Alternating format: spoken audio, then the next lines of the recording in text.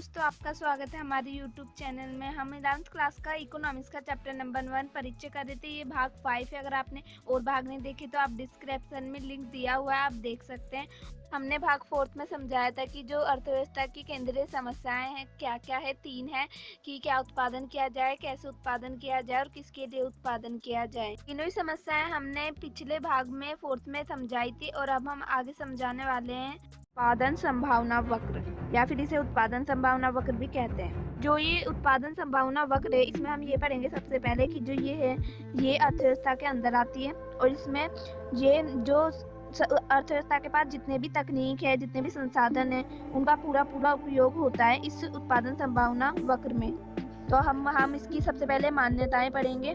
तो इसकी मान्यताएं की जो अर्थव्यवस्था है उसमें जितने भी उपलब्ध उसके पास संसाधन है उससे ही वो सामान बनाएगा और जितने भी उसके पास संसाधन है उसका पूरा उपयोग किया जाएगा और जो उत्पादन है उसकी जो तकनीक है उसमें कोई परिवर्तन नहीं होगा। जो अर्थव्यवस्था है उसमें जितने भी उत्पादन बनते हैं वो जितने भी संसाधन है उनके पास जितनी भी तकनीक है उन्हीं का प्रयोग करके वो उत्पादन बनाते हैं। इसमें अर्थव्यवस्था वो जो उसके पास जो भी संसाधन है उसी का प्रयोग करके वे जो उत्पादन है उसमें लगाती है, क्योंकि जो संसाधन है वो कम है उसके वैकल्पिक प्रयोग है, मतलब सोच समझ के किए जाने वाले प्रयोग, इसलिए इसे हम उत्पादन में लगाते हैं सोच समझ के और दिए हुए हैं इतने ही लगाते हैं, ज़्यादा नहीं। तो इसे हम उत्पादन संभावना भी कहते हैं, क्योंकि जब हम उत्पादन कर रहे हैं कोई भी सामान का उसमें संसाधन लगाएंगे तो कुछ चीज़ें ऐसी होगी जो ज़्यादा चलने वाली होगी, उसकी संभावना ज़्यादा होगी क्योंकि उसमें ज़्यादा संसाधन के प्रयोग हुए हैं। किसी में कम होगी, वो छोटी चीज़ होगी, वो कम संभावना है उसकी, इसलिए इसे उत्पादन संभावना कहते हैं। इसे हम उत्पादन संभावना कहते हैं क्योंकि उत्पादन है जो उसमें संभावना है जो ज़्यादा चलेगी जो कम चलेगी, इसलिए जो हम इसे चित्र के रूप में दर्शाते हैं, जो वक्र बनाते हैं, इसलिए इस वक्र का नाम दिया गया उत्पादन संभावना वक्र, क्योंकि इसमें जो उत्पादन है उसकी संभावनाएं बताते हैं। और ये एक वक्र है जिसे हम रेखा चित्र तालिका के रूप में समझाते हैं। तो अब हम नेक्स्ट पढ़ेंगे उत्पादन संभावना अनुसूची व वक्र, मतलब उत्पादन संभावना उसकी अनुसूची व वक्र हम इसमें पढ़ेंगे। हमें पता है कि संसाधनों की कमी है, इसलिए जो अर्थव्यवस्था है उसमें जो उनका वैकल्पिक प्रयोग है, मतलब उसको सोच समझ के सही तरीके से संसाधनों का पूरा प्रयोग करना, तो उसके लिए उसे सोचना पड़ता है अर्थव्यवस्था को, और वो चुनाव लड़ती है, सोचती है, तो ये समस्या आती है। तो हमने पढ़ चुका है क्योंकि संसाधनों के कारण ये चुनाव करना पड़ता है, क्योंकि संसाधन कम है, इसलिए जो अर्थव्यवस्था है वह संसाधन का पूरा प्रयोग करती है, मतलब एक संसाधन है उसका पूरा उत्पादन में पूरा उपयोग करती है, इसलिए वो ज़्यादा से ज़्यादा सीमा तक ही उसे उत्पादन को ज़्यादा से ज़्यादा बना पाती है। सीमा तक मतलब जैसे कोई वस्तु बना रहे तो उसकी एक सीमा होती है, लिमिट होती है कि वे इतनी बड़ी बनेगी, इससे ज़्यादा नहीं। तो ऐसे हम संसाधनों का पूरा उपयोग करते हैं। अब एक वस्तु है और दूसरी वस्तु है, तो उस पहले वस्तु को हमें ज़्यादा वो उत्पादन बढ़ाना है। जैसे हमारे पास एक गेहूँ है और टैंक है, तो हमें गेहूँ का उत्पादन ज़्यादा करना है, टैंक का कम। तो हम जो टैंक के संसाधन है वह थोड़े गेहूँ में लगा देंगे, तो हम कह सकते हैं कि जो पहली वस्तु है उसे बढ़ाने के लिए हमने दूसरी वस्तु के संसाधन पहली वस्तु में डाले, इसलिए पहले का जो उत्पादन है वह बढ़ जाएगा और दूसरे का कम हो जाएगा। तो इसलिए हम ऐसे वस्तु को पहली वस्तु की जो उत्पादन है उसे बढ़ा सकते हैं दूसरी वस्तु के जो संसाधन है उसे हटा के। जो टैंक और गेहूं का उत्पादन है इसे हम उत्पादन संभावना अनुसूची इसकी तालिका में समझेंगे। जैसा कि ये तालिका दे रखी है, तो इसमें गेहूं 0 लाख टन है और टैंक है 15,000। तो हमें टैंक कम करने हैं, गेहूँ ज़्यादा बढ़ाना है, इसलिए हम जो टैंक है 15 से 1 कम कर देंगे, 14 कर देंगे, तो टैंक कितने हो जाएंगे 1 लाख टन। अगर हमें और कम करना है तो हम 14 में से फिर 2 घटाएंगे, फिर वो 12 हो जाएगा और गेहूँ हो जाएगा 2 लाख। अब जो 12 है उसमें से 3 घटाएंगे क्योंकि ये तीसरी उत्पादन है, तो हम 3 हटाएंगे तो 9 और गेहूँ हो जाएगा 3 लाख टन। और टैंक अगर 9,000 है तो उसमें फिर 4 हटाएंगे तो 5,00,000 हो जाएगा और गेहूँ 4 लाख टन। ऐसे टैंक लास्ट में फिर 0 हो जाएगा और गेहूँ 5 लाख टन हो जाएगा। पहले गेहूँ 0 था शुरू में, अब टैंक लास्ट में 0 है, तो इसकी जो संभावना है अलग अलग है, तो इसमें ये अनुसूची के रूप में दर्शाया है। अब हम इसे वक्र के रूप में और अच्छी तरह से समझ लेते हैं। जैसा कि ये वक्र है, इसमें y अक्ष पर टैंकों का उत्पादन और x अक्ष पर गेहूँ का उत्पादन दिखाया गया है। और जो ये उत्पादन संभावना वक्र है हम इसे पीपी वक्र भी कहते हैं, मतलब प्रोडक्शन पॉसिबिलिटी कर्व, पीपीसी। तो अब हम पढ़ते हैं। तो इसमें जो एफ है उस पर अलग अलग बिंदु है, बी सी डी ई। तो ये जो अलग अलग वस्तुएं हैं जो ये बन रही है इनका अलग अलग संभावना होगी कि इसमें इतनी ज़्यादा मात्रा में क्या है, इसमें ज़्यादा मात्रा में ये।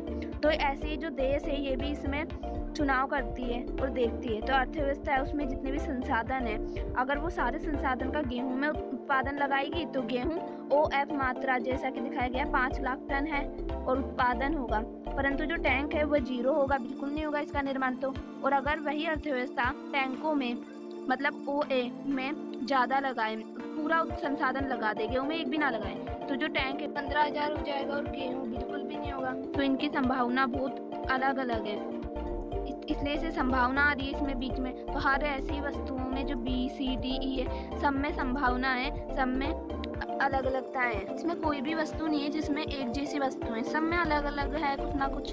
तो जो ये वक्र है इसमें ये बताया गया है कि जो गेहूं और टैंक है इनकी अलग अलग संभावनाएं हो सकती है। जैसे हमने पढ़ा, अगर गेहूं में पूरे संसाधन लगाए तो टैंक 0 हो जाएगा, टैंक में पूरे लगाए तो गेहूं 0 हो जाएगा। ऐसे ही और भी हो सकती है, क्योंकि अगर हम दोनों में थोड़ी ज़्यादा करें या फिर दोनों में बराबर करें तो अलग अलग संभावनाएं होगी, जैसे इसमें दर्शाया है B, C, D और E के द्वारा। तो जो हमारी B है वह पहली संभावना दर्शाएगी, C दूसरी, D तीसरी और E चौथी संभावना प्रकट करेगी। तो ये जो A, B, C, D, E और F है ये सारे मिला के जो वक्र में पूरा है कि इसकी संभावना बताइए, तो इसे ही हम उत्पादन संभावना वक्र कहते हैं। क्योंकि इसमें जो A है उसमें पूरे जो टैंक है उसमें पूरे संसाधन लगा दिए, इसलिए ये हो गई टैंक 15 लाख और जो गेहूं है वह लाख मतलब 0 लाख हो गई, 0 हो गई। और जो B है वो दर्शा रही है कि जो टैंक है हमने उसमें लगाया 10,000 संसाधन मतलब टैंकों का निर्माण होगा और गेहूं में होगा 1 लाख टन। अगर हम टैंकों में C में देखें तो C में बताया गया जो टैंक है उसमें 12,000 और जो गेहूं है उसमें 2 लाख टन। ऐसे ही हम E में देखते हैं, D में देखते हैं और F में। D में बताया है 9,000 टैंक तो 3 लाख टन गेहूं। E में बताया 5,000 टन टैंक तो 4 लाख टन गेहूं। और F में बताया कि अगर टैंक 0 होगा तो जो गेहूं है उसकी जो 5 लाख टन होगी।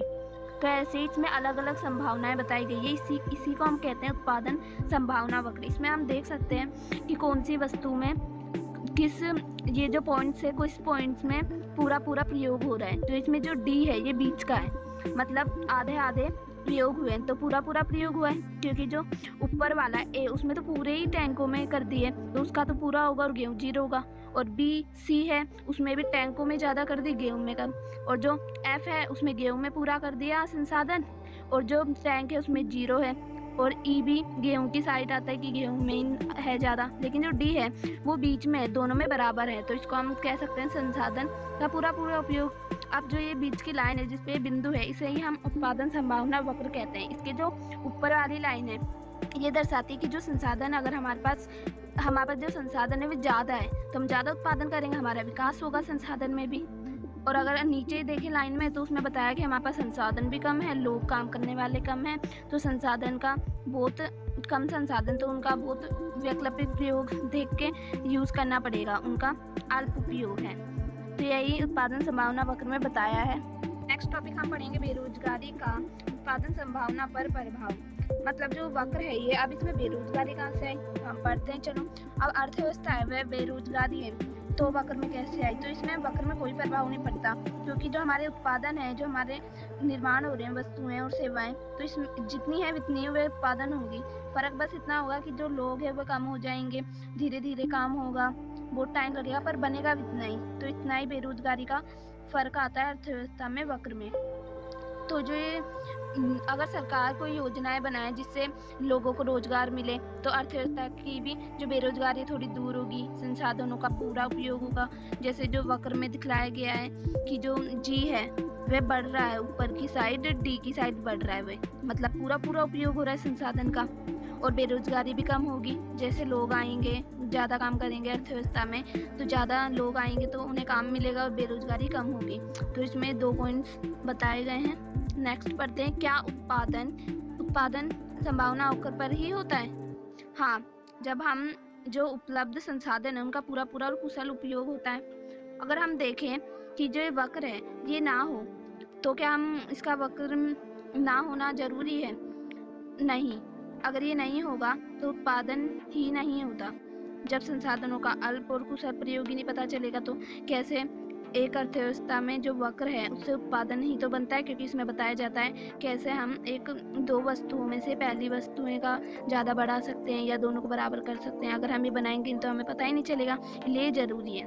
नेक्स्ट पढ़ते हैं, क्या उत्पादन संभावना वक्र एक सीधी रेखा हो सकती है? हाँ, ये हो सकती है। जब मतलब जैसे हमने डी पढ़ा कि जो डी है उसमें दोनों साइड में बराबर संसाधन चले गए, तो ऐसे एक सीधी रेखा हो सकती है कि दोनों में बिल्कुल बराबर बराबर संसाधन होगा, बिल्कुल भी आगे पीछे नहीं है। अब हम इसी में बेरोजगारी का देखें तो यही है कि बेरोजगारी कम हो रही है इससे, क्योंकि जो इसमें संसाधनों का पूरा प्रयोग हो रहा है। जो लोग है वे ज़्यादा से ज़्यादा जो लोग है वह काम कर रहे हैं और पूरा संसाधन का प्रयोग कर रहे हैं, तो इसमें बेरोजगारी कम होगी, तो ये अच्छी बात है इसमें। अब हम पढ़ते हैं इसी में सरकार द्वारा विदेशी पूंजी को प्रोत्साहित करने का आर्थिक मूल्य क्या है, कि जो सरकार है वे विदेशी से क्यों व्यापार करती है, विदेशी से क्यों उत्पादन खरीदती है देती है, इसलिए जिससे उन्हें भी विदेशी पूंजी मिले, उनकी जो पूंजी है उनमें वृद्धि हो, क्योंकि जो बाहर की पैसे होते हैं उनसे सरकार का फायदा होता है उत्पादन में भी और पूंजी। ये अच्छी लगी तो लाइक करिए, सब्सक्राइब करिए। मेहनत लगती है वीडियो बनाने में, इसलिए एक लाइक तो बनता है। Tata bye.